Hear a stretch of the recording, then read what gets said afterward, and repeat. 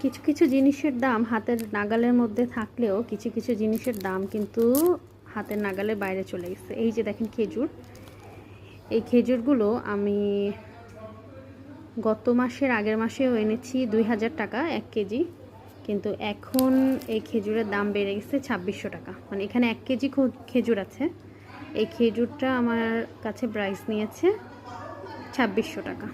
তো অনেক দাম বেড়ে গেছে। আমার বাসায় সারা মাসই খেজুর লাগে, কিন্তু রোজাতে আমার খেজুরটা একটু বেশি লাগে যেহেতু ইফতারিতে খাই।